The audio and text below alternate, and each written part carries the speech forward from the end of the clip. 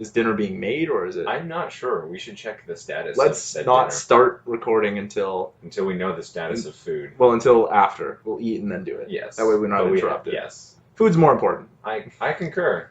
Welcome. You are entering into a strange dimension. A dimension where narratives from across space and time come together. Narratives that could have, might have, or should have been all exist here in one space. This is CineCasters Ultimate Timeline. Hello and welcome to CineCasters Ultimate Timeline. This is the show where we watch movies and then we come up with an alternative version of how that movie could have been even better. I am Nate Draper and this is my good friend Andrew DeYoung. Hey, what's going on, guys?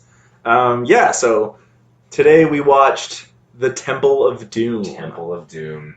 Which I guess we'll start with Thoughts. Oh, I'll start. Okay. Yeah, you go ahead. I really like Indiana Jones, like the series, like just the whole idea of these old school, like almost like Penny Dreadful, romantic going into the jungle to find the lost thing, and with pretty girls and stuff like that. And I don't know, I really like that. Like I really like the Nathan Drake series, like on Xbox, like and just how cinematic they are. But I do not like this movie. I think this movie is the worst, including Crystal Skull. This is the worst Indiana Jones movie. You would put it below Crystal Skull. Yeah, I would say 3 is my favorite. So okay.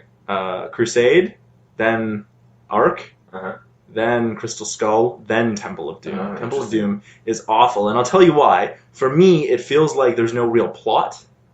The only thing that's happening is just set piece to set piece. It's like here's one big set piece that's like this big fight scene, and then the next set piece, plane crashing, then the next set piece is coming down the hill, and then finally I think we're 15 minutes into the film at that point, maybe 20, and we've just got to the village in India. Oh yeah. And we haven't had any plot. It's just been action. How do we get to this place in India? Like, it's almost like the director is like, how do we get... Has anyone seen the plot? Like Spielberg's just like, do you know where the plot is? Oh, we crash-landed right into the plot. Wow, that's what it feels like. So the reason I think about this is because there's this idea of something called passive heroism, or passive heroism, which is this idea that instead of moving through a narrative and like making things happen, the narrative moves around you and you're just in it. Like you don't do anything. And so that's what I feel like was happening. Like they just sort of wind up in the plot and then they move through it from like things are happening to them. Oh, they find the cult of Thuggy in underneath the temple, and it's just like it's all like a series of coincidences that all happen to Indy. It's like you're not smart or clever, you're just lucky. Yeah. That's why I don't like this movie. Also because, and I read a really cool article that explained really, really clearly what I meant. It was when you start introducing real magic, Indiana Jones loses its what makes it great. It belongs in the in-between, right? In a world where magic could exist and clearly does, such with the Ark, but we never dive deep into it. Like the whole like sleep of Kalisa or whatever, where they like get mind controlled and hypnotized, or the fact that he can rip a dude's heart out without them dying, and then it just sort of heals. melts back. Indiana Jones belongs in a world where it is not like their magic doesn't exist for the regular day, but there's just a little bit, just enough to keep it interesting. That's why, like, when they talk about aliens, it's like, oh, you jumped the shark. Like, it's like you always need to be like, instead of Crystal Skull, I know we're not doing Crystal Skull as an episode, but we will. But instead of doing Crystal Skull as like, oh, aliens, it should be we get to the end of the movie and it's like, well, how did this happen? Aliens maybe? Could be, but never definitively. Right, yeah. It's sort of like the magic is in a box and you can just take the lid off and look inside. You can peek, but you can't open it. Yeah, and then with Raiders there's a consequence for looking in. Right. And same with the chalice, like the Holy Grail. There's a consequence for picking poorly. Right, exactly. Right? So, or you can't if you do, in the case of immortality, you have to stay there. You can't take it with you. So Right. there's a certain, there's this unstated thing where there's this supernatural element that's not for human meddling. Or kind of or even what I just get. from a narrative perspective, it's like there's a supernatural element in the world, like, but it's never, you can't explain it. This isn't fantasy, Right. right? It is sort of fiction with a bit of the paranormal in there. Mm. And you can see the bare bones of it in Temple of Doom, but it's not quite there, and I think I fixed that. I Okay. think I fixed that. But your thoughts? Okay, so my thoughts, I think it is for the most part, actually a well-directed film with little to no story, is essentially how I would sum it up. Because I actually think in the beginning, if you look at that intro sequence, I do think Steven Spielberg is actually very good at leading your eye, which is, that's one thing that I think I may have actually enjoyed the movie more with the sound off. What you can tell. That's always a great, like, Yeah. almost as if it was a music video. Yeah. It's just one long extended music video for Anything Goes. Yeah, and you can put on whatever you want while you're Well, watching. I was just thinking, like, what if you just put Anything Goes, like the song from the beginning that Willie sings, like Anything Goes, just have it on loop, on repeat. Right. Actually, on that, there was a really interesting experiment done a few years ago. Steven Soderbergh, famous director, actually took Raiders of the Lost Ark and uploaded it and put it in black and white and cut all the sound out. And the idea was you would actually watch Raiders of the Lost Ark to study the shot composition. So, yeah. So I actually think that would have worked better with Temple of Doom. You would have wound up with better shot composition, because instead of having like a crappy plot, you just have sort of action sequence by action sequence, all shot really well. Yeah, I mean, I think it's like in terms of how your eye is led through the frame, it's a well done film. Not quite to the same precision as Raiders of the Lost Ark, but I still think technically, I think it's well done. I mean, you have some pretty skilled people working. I mean, it's Steven Spielberg, and by this point, he directed. He knows what he's a doing. lot of, great movies. He knows what he's doing. Yeah, he definitely knows what he's doing. I mean, Jaws was amazing, and then everything leading up. Star Wars was before this. Yeah, but he didn't do Star Wars. Oh, right. He was he not a part of Star Wars? No, he wasn't. He was just kind of loosely associated with it because he's friends with George Lucas. Yeah. Okay, that makes sense. But the story I heard was that they actually met because Jaws and Star Wars came out around the same time. Yeah, about 3 years apart. I have to look. Jaws is 75. Star Wars is 75. Oh, well, there you go. Yeah, or 77. I think it was. It doesn't matter, but yeah, it's right around the same time. Yeah. Yeah, but apparently they both went on. They met each other around that time. Yeah. And George Lucas wanted Steven Spielberg to direct Return of the Jedi, but because George Lucas had a falling out with the Directors Guild of America, they were not going to let Steven Spielberg direct Return of the Jedi. And this is all because George Lucas messed with the leading credits at the beginning of the movie with A New Hope. Oh. Because he didn't want credits at the beginning of the movie. He Yeah. wanted it to be like prologue, movie, and Directors Guild of America. Which is a great idea. Yeah, absolutely. It works really well.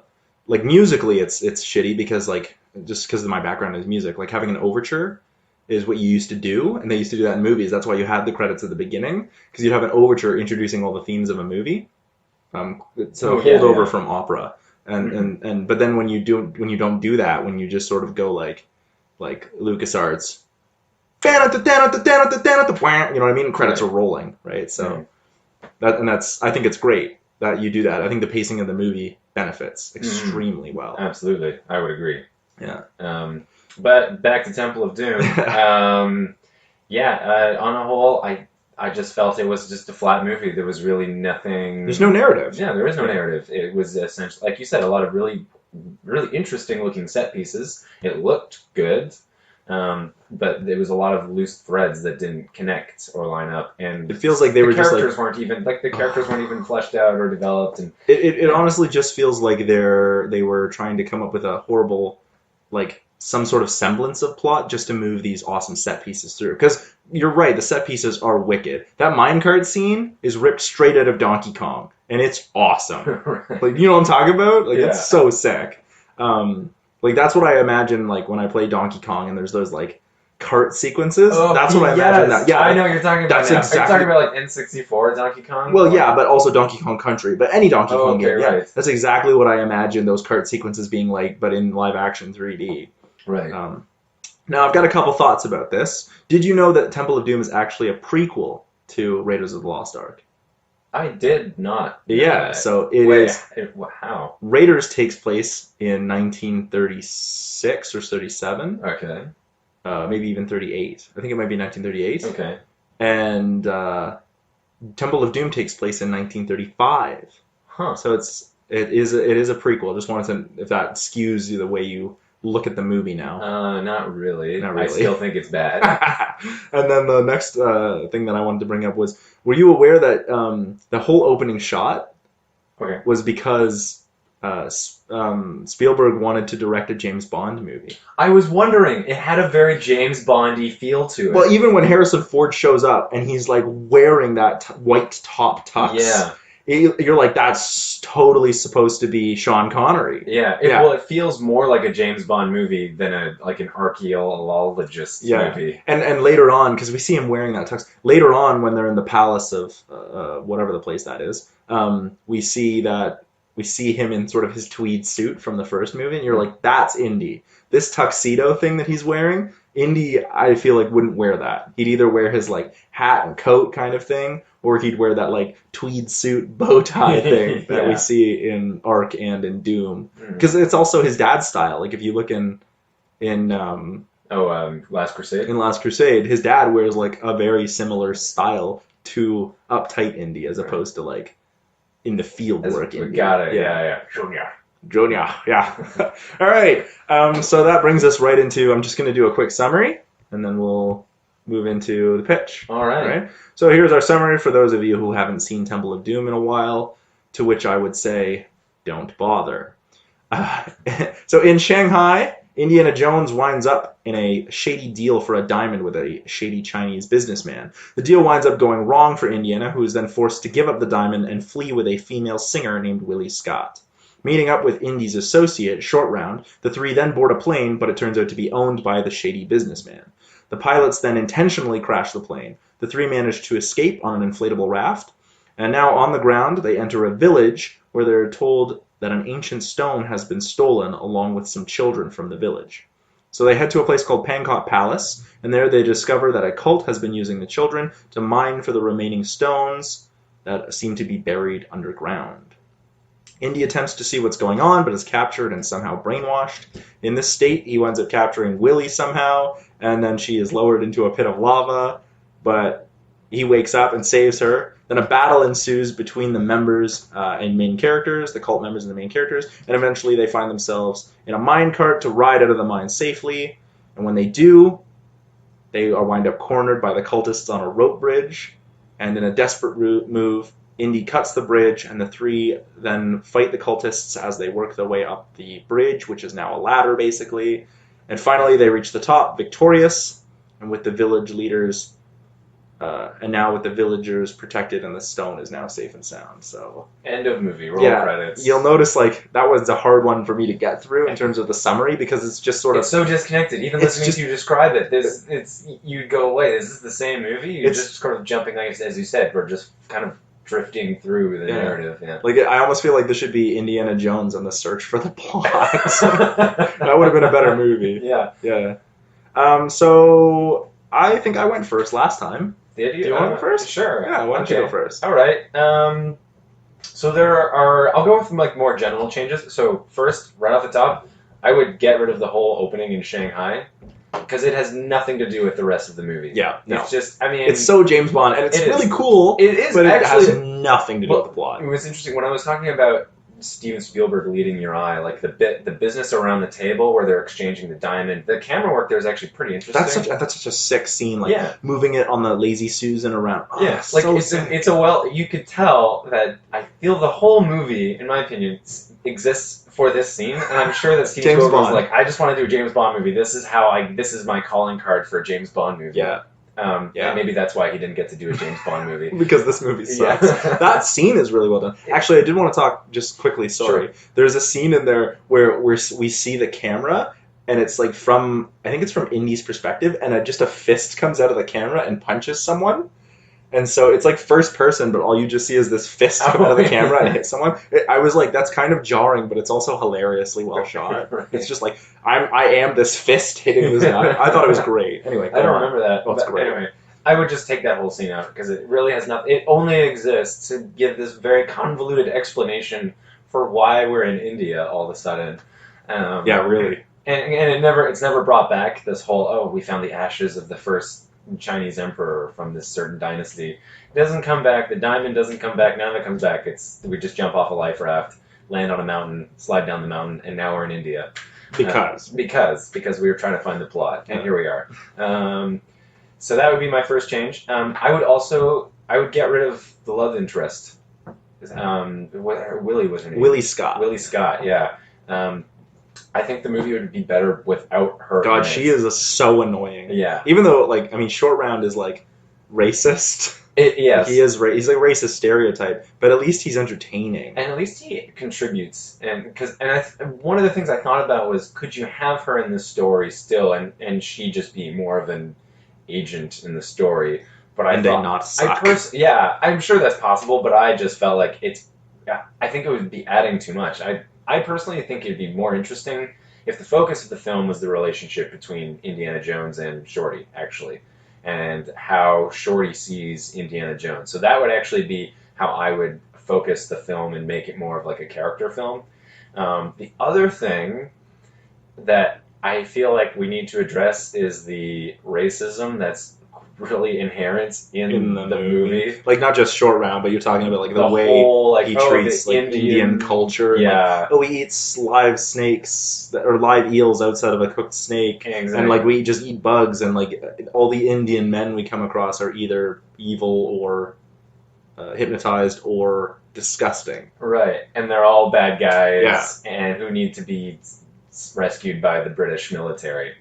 So this would actually be another thing that I was going to change. I was going to make the villains, actually, the people running the slave mine would actually be the British. Oh, man. Okay. I don't want to give anything away. I was wondering, you're probably going to be thinking the same thing, too. I don't want to give anything away, yeah. But my whole thinking was, it would be a lot more interesting if Indiana discovers that these children are there looking for these stones that the British want.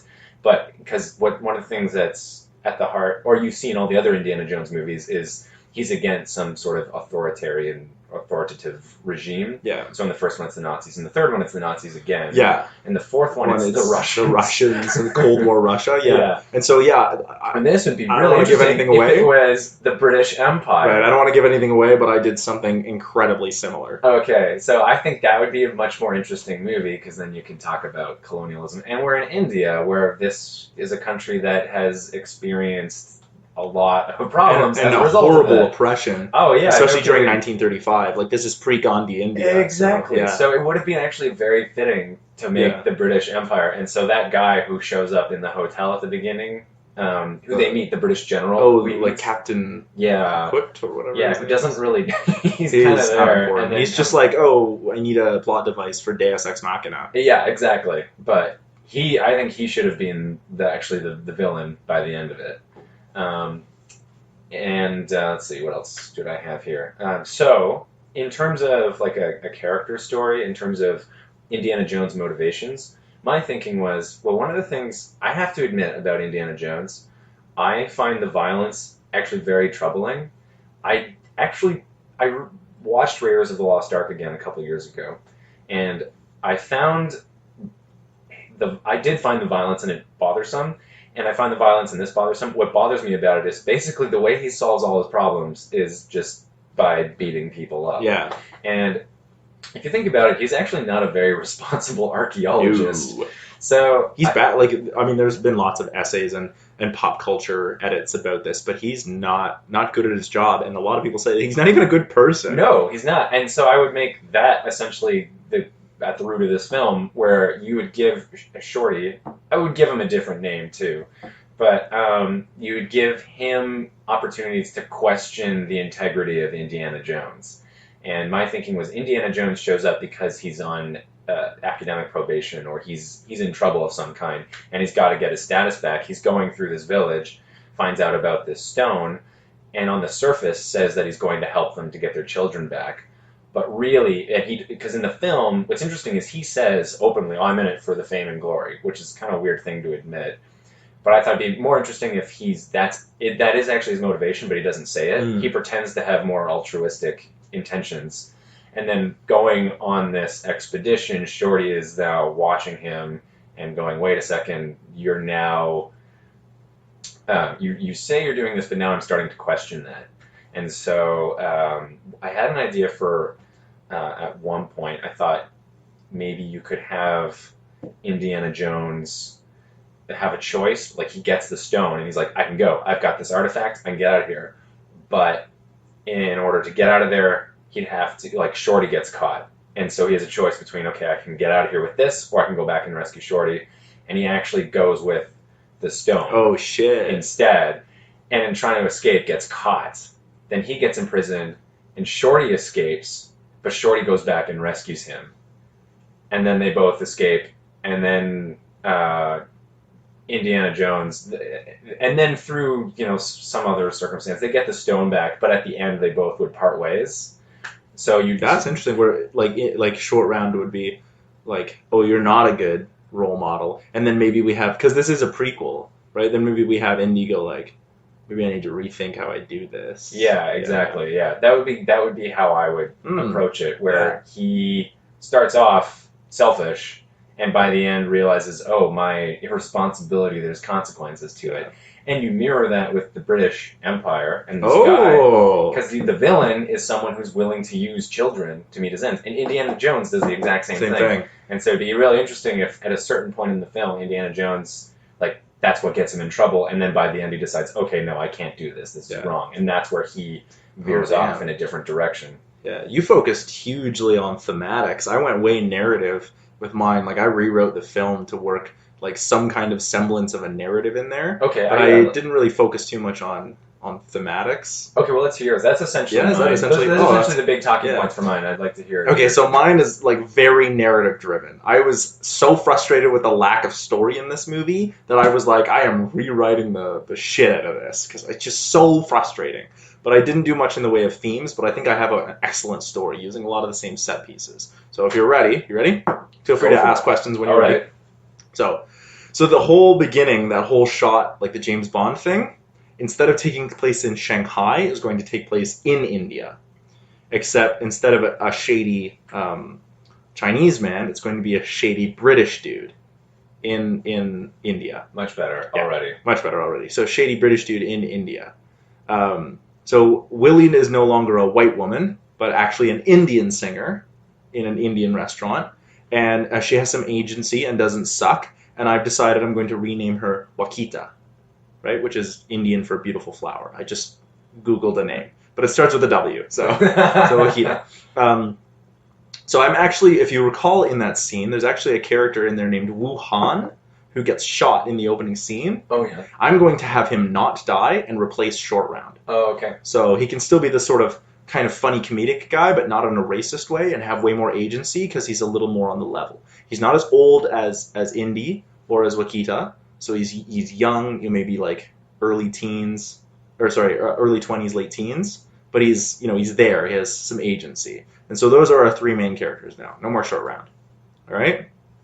So the intro still works out exactly the same way, but when they finally board the plane, it's not owned by the shady businessman. And then Indy explains that the whole like trying to get the diamond was actually a diversion, right? So that whole opening thing was like him trying to get the diamond, and then all this time he's trying, I need to get the diamond.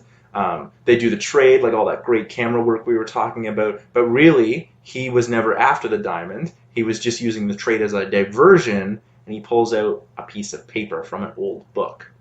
And then he explains the legend of the 5 Shankara stones and how they were given to Shankara by Shiva to help him go forth and expel evil, which, by the way, is actually truth. That's in some Hindu religion. Oh, okay, so you're pulling on I'm trying to pull on, like, much the way that we did in Raiders of the Lost Ark, like actual sort of... the mythology. The mythos of Christian... Yeah. And so this time we're going with... Instead of like, making Hindu, it up and pulling it out of thin air and coming up with this god that wants you to rip people's hearts out of their chest. So what I've done is now we have this we're pulling on the Hindu mythos, and so he wants to find these stones, and so apparently these stones are said to have magical abilities, and this piece of paper from an ancient book is details the information about where one of these stones, legendary stones, might actually exist. So when they get on the plane then lands in this Indian village where the stone is said to be. We're in the middle of nowhere, like backwoods India. Nobody's going to go there. But Indy's like, we have to do this now. He's like, I'm sorry, Wakita. We have to do this now. I can't drop you off anywhere because if the shady British dude finds out that this page of the book is missing, then he's going to start looking for it. He's going to know something's up. So they show up in this Indian village. The villagers tell Indy that he's not the first person to ask about the stone lately. There's been others asking about the stone, and specifically Westerners asking about the stone. Some of the British overlords, as it were. So they tell him that the stone is actually kept in a forbidden temple. The villagers do not go there because it's a holy place. So it's this forbidden temple where the stone is kept, and as long as it's there, they get a blessing. They will be looked after as long as the stone is there. Although none of them go to the temple, so they don't actually know if the stone is there. But lately, since people have been asking about the stone, there's been sickness in the village, and crops have started dying. Now, Indy just sort of chalks this up. He's just like, it's just superstition, in his like low Harrison Ford voice. Yeah, he's just like, that's superstition, no worries. Like, but what he can't explain away is the fact that some of the villagers have started going missing. Not just children, just villagers in general have started going missing. Can't explain that. So he thinks, and the villagers have said, there have been sightings of people near the holy temple, right? But, you know, okay, so Indy's like, all right, I guess we'll have to go check out what's going on here. And I just want to point out, this whole conversation happens in Hindi. None of it's in English. Oh, so okay. Because Indy is cool enough that he's Dr. Jones. He's good enough that he has a somewhat grasp on Hindi as a language. And what he doesn't do well with, we have Wakita to help him. So she has some agency. Oh, She's not just there. So, but like, I feel like, why would these people in the middle of nowhere, India, speak English? You know what I mean? Oh, so it right. all takes place in Hindi. Dr. Jones, I'm calling him Dr. Jones now because he's being professorly, he has enough grasp to I mean, he's been looking for these stones specifically. Right, so he studied it. He studied it, so he has a little bit of Hindi, enough to get by. But when they get into the hardcore stuff, Wakita helps out, right? And then Wuhan is like, I don't speak English, because he's still Chinese, right? I'm okay with that. Yeah. Right? So then we have that going on. But I just feel like that really ticks me off when non-Westerners speak English, and you're like, why? You don't have to. When just go to the editing room and spring for some subtitles. Like, that one ticks me off. That's a pet peeve of mine. Okay, so then they finally go to the temple, and they can have the whole, like, see the blood statue, and they're like, don't go here, don't go here. So in the temple, it's filled with a group of people who worship Yama. Yama is the Hindu god of the underworld. Now, it's not like the Christian underworld, like hell. So one soul can actually go back and forth between the living world and heaven, quote unquote, and hell, quote unquote. But what they do is they have a skewed version of it, where when you go to the underworld in Hinduism, you get cleansed of evil, usually through pain. Oh, it's more of like a purgatory almost. Yeah, it's like you get cleansed of evil almost through pain, and they believe that somehow our world now has become like evil, or has become the underworld, and they're here to help. Like, they've been torturing these missing villagers to try and cleanse them of their own evil, and they think that the stone, they're not from the temple, but they've invaded the temple because they think the stone will give them more ability to cleanse the world of evil, and cleanse the people of their evil, but they can't get through the traps in the temple. And so Indy and Wakita and Wuhan get caught, and they're like, we will cleanse you of evil, and they send them into the traps in the temple. But the three of them, being super clever, manage to outsmart the traps, much the way Indy does in Last Crusade. Right. Like, he's smart enough that, but we also see, like, Wuhan is very resourceful, you know what I mean? Right. And also Wakita knows a lot about Hinduism, because she's Hindu, right? Right. So we see the three of them working their smarts together, plus Indy's, natural ingenuity to like actually, instead of just luckily getting out or bugs, I don't want to help you. Instead, it's like, oh no, we can use our brains, get out. They finally get to the room where they see the stone, and they see the stone, and it's there. And then all of a sudden, the floor erupts. And it turns out that the shady British gentleman from the beginning of the film has been tunneling underneath the temple to subvert the traps and get into it. So he just walks in through this exploded tunnel, grabs the thing, and leaves through his tunnel. And the cultists are like, what the heck? Like, so they show up and and now all of a sudden Indy and his crew, Wakita and Wuhan, and the cultists are all chasing after this this shady British gentleman, and we get the minecart scene because that's still such a good scene. It's maybe a little long, but it's great. So we get that, three-way chase scene. At the end of the minecart scene, we can get a three-way fight where finally the cult leader winds up getting the stone. But the British dude says, if I don't get that stone, I've rigged the tunnel we've created to blow up. The temple up top will collapse on top of us, killing everyone if I don't get that stone. And the cultist is like, I don't need your help. I can just like command the stone to do my bidding. So he starts speaking in Hindu. But instead of doing anything, the stone like obliterates him and his followers. Like they just like, now you're dust. You know what I mean? But the ensuing light that emanates that turns them into dust, like just this big like light comes out, also sets off the explosives in the tunnel. And so now this tunnel's collapsing, and the British dude flees, and then Indy and his crew have to like run out of this collapsing tunnel. It could be like the temple falling in. Great scene, you know what I mean? Like I just think that would be like such an awesome action scene. It's kind of reminiscent of The Boulder.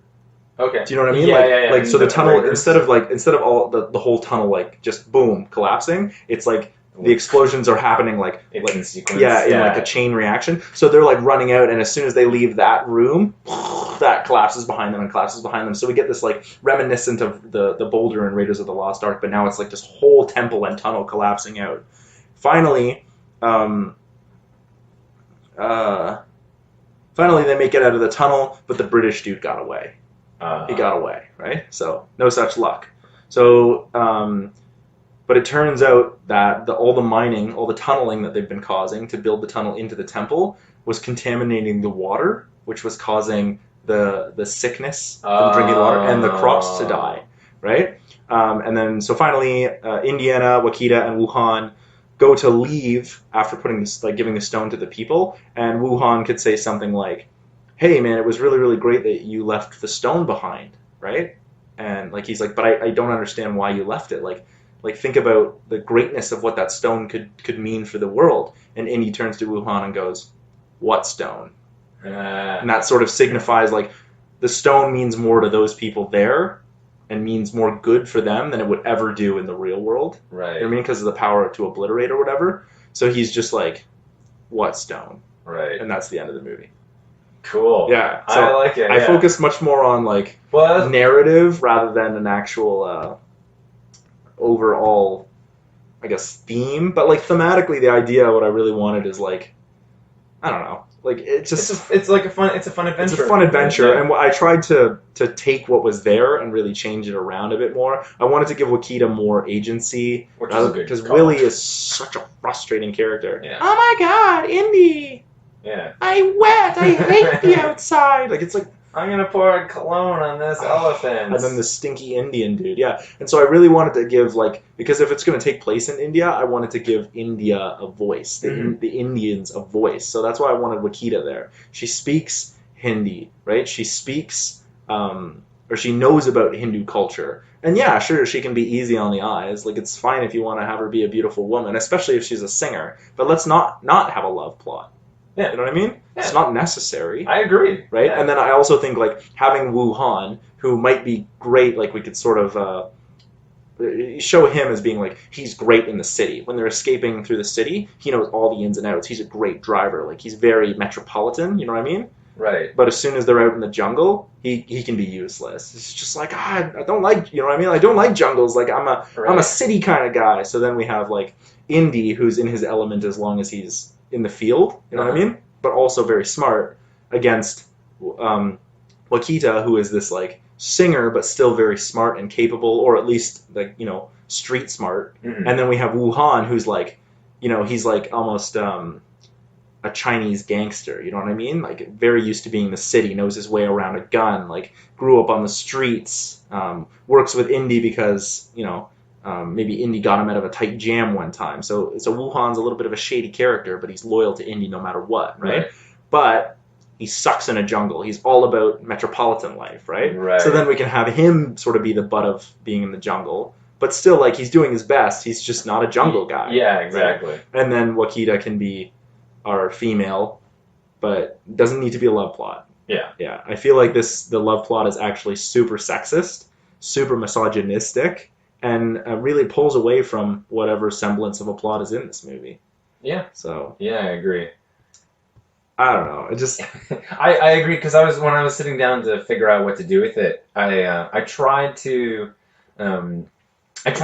keep within the confines of what had already been done, but it's hard because it's a really deeply flawed film in terms of the fact that you really have no direction as to where it's going, and the in terms of the motivations for the characters, like there really isn't any apart from. At some point, it's like 20 minutes in the movie, he goes, oh, I gotta find this thing for fame and glory. Yeah, for fame and glory, but it falls into his lap. The plot falls, well, he falls into its lap. Yeah, exactly. But like even the shaman at the in the village is like, no, Shiva sent you. You fell from the sky because Shiva sent you. And it's like, that feels too Deus Ex. You know what I mean? Which is indicative of the whole plot, because later on we have the British military guy show up. And that's so Deus Ex Machina. He just shows up, and that's that. Yeah. I feel like we could merge our. I'd like to have more theme. What I did notice is that I do tend to focus on theming a lot when it's there. Like I'll be like, this is the big central theme, but I couldn't do that because there's not really a theme in this one. The only thing that I really came up with was I wanted the female character, Willie or Wakita, whatever you want to call her, to have more agency, to be a character in her own right, and I wanted there to be an overarching plot. So I brought like I also wanted the scene at the beginning, that Shanghai scene, to really have more oomph. It needs to matter in the plot, so that's why I had it like, why not introduce the villain there, the British guy? Yeah. But also have like the cultists can still be a thing, but not necessarily the bad guys. They're just a different worldview. Maybe, and they're not a good one. They're not trying to, and it's also weird in Temple of Doom. It's like our god's gonna take over the world, and they're not trying to take over the world. They're literally just, they believe that they are cleansing the world of evil through physical suffering. It's not good, right? It's not good people, but they're not even really the villains.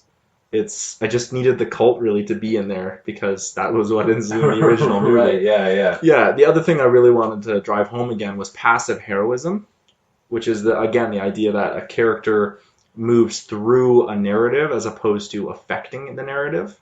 Oh, okay. So by that, what I mean is like, if you take, the fact that the plot, Indy isn't going out to get the plot, it just falls in his lap. You know what I mean? In the current film. In the current film, yeah. The plot just falls in his lap. So I wanted the whole opening scene, because it's such an amazing shot, to be like, oh, he's always after this diamond. But then we see him like maybe steal a book at one point. Right. During all the chaos, he like finds a book, steals it, and then at the end, we sort of, when they get into the plane, he's like smiling, and Wakita's like, oh, you think you're so clever? And Wuhan's like, did you get it? Did you get it? And he's like, no. She's like, no, you didn't get the diamond, right? And he's like, lady, it was never about the diamond. And he pulls out this piece of paper. Right, yeah. And she's like, well, what's that? And Wuhan's like, Dr. Jones, did you find the piece of paper? And he like opens it up, and he's like, this is it. This is going to tell us supposedly the location of one of the 5 stones of Shankara. And that's much more interesting because you're even misdirecting an audience too with that, because you're basically building it up to being about a certain object and then revealing that it's something else, so that if you go back and watch it again, you can see you're paying attention for what would have been what he was actually after. Actually, I kind of got the inspiration from Pirates of the Caribbean. Oh, Like I okay. kind of when I saw the James Bond thing, I was like, this is a really cool scene, but I almost wanted it to be more Pirates of the Caribbean, where what was going on screen didn't reveal the motivations necessarily of what every character was up to. So what I wanted is if you go back and watch it, you can see like Indy's always focusing on the diamond and the trading of the ashes of the first emperor of the Manchu dynasty.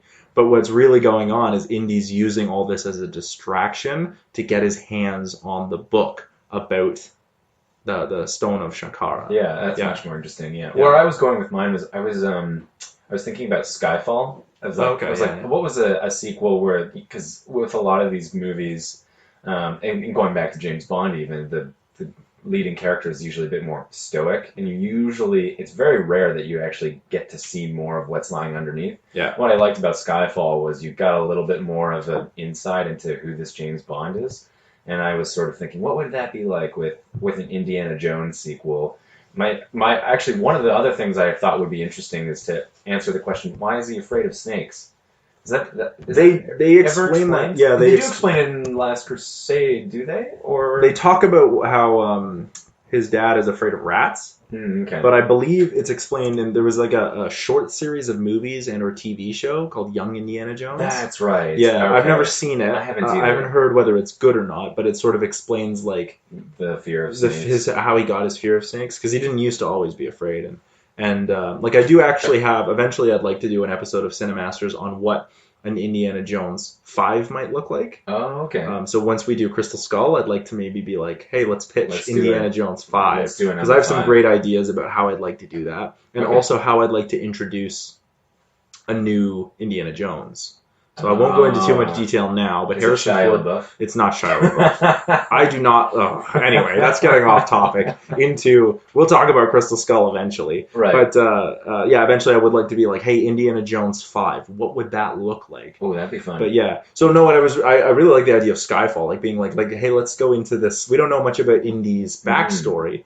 But also questioning his integrity is it, because the thing that bugs me, as I said, is he's the hero, and I'm like, that guy's an asshole. Yeah, well, that's why I kind of wanted to go with this whole the Pirates of the Caribbean thing, where it's almost like Rick and Morty, where the main character is Rick, or the main character is kind of Jack Sparrow, but they're not good guys. No. You're rooting for them, but they're not good guys. And I also wanted to show, like, even though Indy is an action hero, and like punch, kick, punch, kapow, whip, right? I also wanted him to be much more clever. Mm-hmm. You know, when they get stuck in the traps aren't just all physical things. It's much more like, how do I get through to the other side, or through this room using the wit, or kind of like in Last Crusade, where he's got to think. Yeah. Last Crusade, I think, is a bit more like about the knowledge you have. Oh, I see. You know what I mean? Where it's like, which is fine. Like, we can have one or two traps that are like that. Right, but this would be more puzzle solving. Yeah, I want it to be a little bit more like, whereas like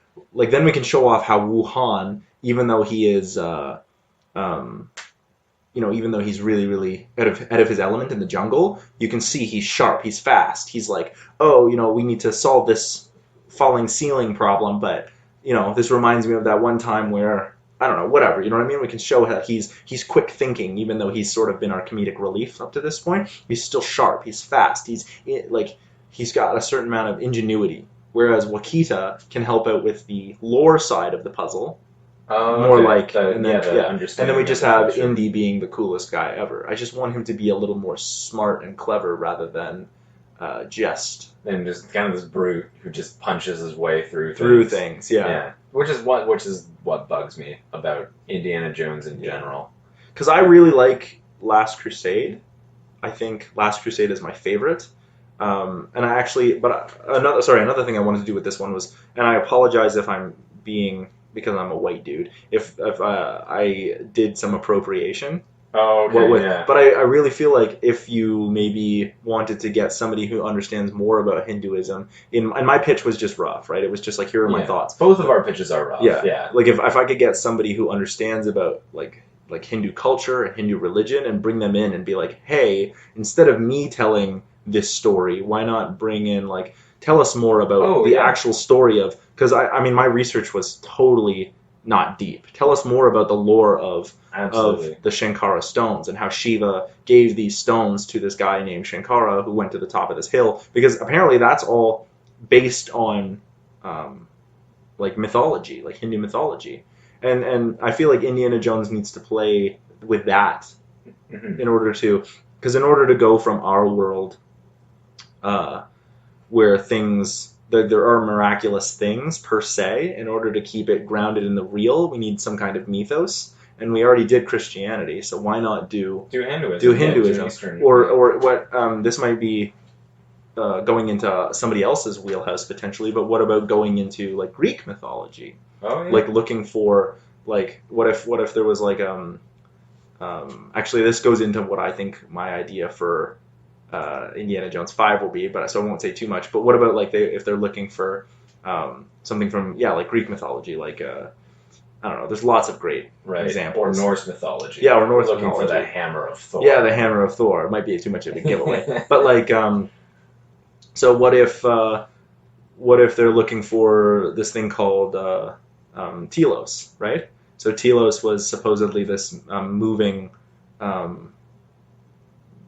being that was made of earth or metal. Okay. It was made by Hephaestus. Like, what if that was something they were looking for? I don't know. You know what I mean? Yeah. But just kind of like this guy. I have an idea. But the whole idea is grounding it in actual pre-existing mythology that people would be familiar with. Yeah. So you could just be like, if I say like, especially with less so with Raiders of the Lost Ark, but especially when you say like the Holy Grail. Everybody knows about the Holy Grail. Everybody knows, like, that's pretty locked down in mythos, right? The cup that Jesus drank from at the Last Supper, right? Now, it's always been sort of this mythological thing because I don't think there's actually any reference to it in the Bible at all. No, not at all. But it's always sort of been there. And I think, like I said before, Indiana Jones always does its best when it's grounded in this world in between. It's still real world, but the magic is just there, like just sprinkled on. Exactly. It's not overt. Yeah, exactly. Yeah, it's more subtle. Yeah, and I would also, just to add to your point about the dangers of cultural appropriation, we would both advocate for if we were in some hypothetical alternate reality hired to rewrite Temple of Doom, we would want to bring in writers and other key creatives who could actually address that. Yeah, like that would be like, I'm straight up saying it now. I want to have more Hindu culture in this film, so it's not racist. And the best way to do that is get someone who is Indian, who knows Hinduism, but is also a good filmmaker, like is also a good writer, right? Absolutely. Because there are those people out there. There have to be, right? It can't just be a bunch of white people in a room, because then you get movies about white people in a room. That's how you end up whitewashing. Which is what this film super suffers from. Basically, yes. This film is so incredibly racist in pro-colonial. It's pro-colonialism. It is. Sorry, Steven. Yeah, it is pro-colonial. It is sexist, racist, misogynistic. Like every interaction we get between, I mean, the way Indy interacts with the native Hindus, or the native Indians, I should say, isn't awful. Like he's always pretty respectful. He shows respect for when they're feeding him. He always seems to be pretty respectful. He seems to have some sensitivity. Yeah. But the way they treat it, like, oh, dessert is chilled monkey brains. Like I don't know if Indians eat monkey or not, but does it have to be disgusting? You know what I mean? Like I don't know. I'd try it, but I also don't know if that's a thing. You know what I mean? Like, do some Indian cultures eat monkey? I don't know. I'm straight up saying I don't know. Let's not make that assumption, Spielberg. Right, exactly. Right? Like that movie suffers a lot from that. So it's almost like instead of having a plot, they just tried to make up for it with gags in between. You know what I mean? Like it's just a bunch of Willie screaming about how. And then the thing that really bothers me is if you can choke down the racism with Short Round and the way they treat the Indians in the film in terms of agency, the misogyny between Willie and Indy is so gross. Yeah, it is. Like, you almost have to remove her character completely to address it. Yeah. Because every scene it basically plays where she hates him, she loves him, she hates him, she loves him. And it's so infuriating. And the way he plays like, because she doesn't have any agency really. The way she plays with him is he's always just like, you're super annoying, but you're a woman and I want that. It's like, really, Indy?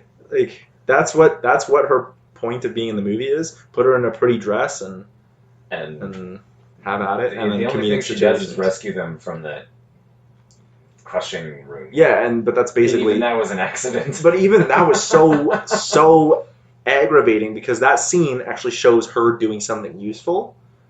Like her going out of her way to save Indy in Short Round, but the only reason she can't do it is because bugs. Yeah. I mean, they're creepy. They're creepy looking. They're gross, right? But like also the fact that the bugs that are in there are centipedes, cockroaches, and phasmids, right?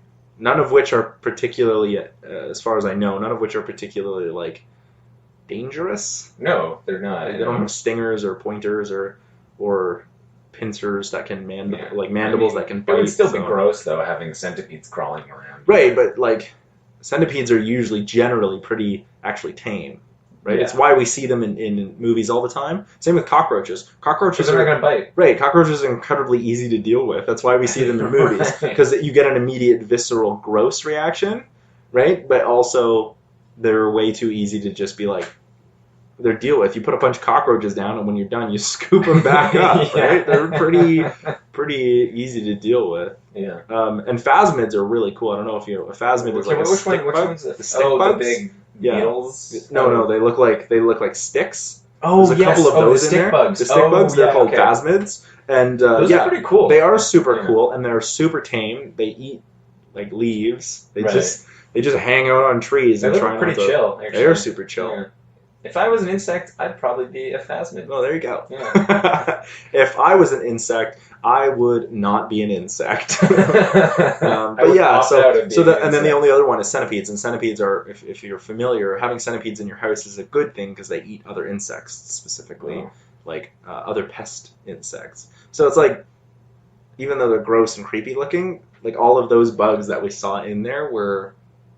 They were pretty benign. Yeah, they're pretty benign. And another thing they do, you have to chalk this up to the Foley artists and sound effects editing, but insects don't make that like. Oh, right, yeah. So insects are that would usually be some pretty artistic quiet. license Yeah. for sure to add to the gross factor. Insects are usually pretty quiet, and to be like super clear, centipedes aren't insects. They're still arthropods, but they're not technically insects. Oh, So. I didn't know that. Yeah. Wow. But yeah, so all I mean by that is like, though they were gross, but like the whole reason she can't save them, her big moment to have agency and save Indy in Short Round is undercut because she's grossed out by bugs. They would be gross for sure. I'm not saying that I would want to jump headfirst into creepy crawly insects or stick my hand into a hole, but I think there are creepier ways to do that other than bugs. Like, what if Yeah. she put her hand into the hole and something grabbed her, like so she Right. couldn't get her hand out? Yeah. You know what I mean? Or like, what if she reached her hand in and it was like, there's something in the way, and she pulls it out and it's a human skull. Right. You know what I mean? Ooh. Then it would be like, Yeah. skull, and she like throws it away, and then Indy could be like, Willie! You know what I mean? And like, yeah, But not playing up the whole fear around bugs. you're around and- bugs. Yeah. Yeah. So- That whole trope of her being afraid of everything was just. It gets old. It was fast. also just annoying. I also, and I apologize to the actress, do not think she was a good actress. At least in that movie. Maybe it's the way she was written. But it's like all of her lines that she's in. all of her lines come across as super not into it. You know what I mean? She's just like, you better have an explanation for this, Buster. Well, that's the other thing. I wonder how much of it was just on a script level. Like, think about it. You're given this character, and you've got to figure out a way to make it believable. Yeah, I don't know enough about acting because, I mean, you deal with actors more than I do. But, like... I mean, it's all in the material. If you give... Like, you're not doing the actor any good if you give them bad material. But, like, when you are an actor, do you get, like... Is there some kind of method that people go through to get to? Depends. I mean, well, the other thing, too, is it depends on the demands of the production. Like, I have a feeling... Do you with do this- research or sit down with the Yeah, I mean, director and be like, with- this is what I think about your character? Or... Yeah, sometimes. I mean, I have a feeling with this, they were going for something very blasé. It is pulpy. Yeah, exactly. I feel like they were just going for something generic. They didn't put. I personally am of the opinion, in my humble opinion, they didn't put a lot of thought into how that was going to be approached. They were just like, hey, let's make a sequel. Okay, here's some money. Let's go make a sequel. Oh, it does my feel like guess. that. It does feel like that. And I know people rag on Last Crusade, but I think the Last Crusade, like having his father in there, who's also like a super badass, like Indiana Jones and his father are both badasses, Mm-hmm. and But what's good about Last Crusade is you have already built into it, you have a motivation for Indiana Jones where he's trying to basically get the approval of his father. And that actually gives him some vulnerability, which is why I also think that's But then the two film. plots sort of meld together, where you have your first plot, which is Indy's father's gone missing, right? Yeah. And the second plot, which is Indy's father's gone missing while he was searching for the Holy Grail. So now we have both Indy's looking for the Holy Grail in order to find his father, while his father is looking for the Holy Grail. And the two wind up coinciding. Right. And they find each other. And they find each other. Well, I mean, it sounds super cheesy, but like It's works. Really, it's yeah, tight. It's yeah. tight. I mean, it's not the best movie ever, but it's not CineMasters Ultimate Timeline worthy. Like, I wouldn't want to read that I think one. it's fine. Yeah, I think it's fine too. We won't. Yeah. We don't need to touch it. We don't need to visit the dimension where that's a different movie. No, I think But we do for this one. We definitely. But I think we've I think we've at least I think we've done with this away one, yeah. at something. talked about the main problems. So I think it's time to leave this Temple of Doom dimension behind. Yeah. And yeah, so next week we're gonna look at iRobot. Oh yeah, I'm. Nathaniel's stoked. really excited about this. I am very excited. So next week we'll look at iRobots. If you want to watch that one, you can check us out. And of course, we'll be back here. You can check us out on Facebook at CineMasters Ultimate Timeline. You want to pitch yourself on Twitter again? Or... Yeah, it's either Draper Nate or Nate Draper. You should check that one. I'm pretty sure it's Nate Draper, Yeah. but I could be wrong. Yeah. And we'll check back with you next week on CineMasters Ultimate Timeline. All right. See ya.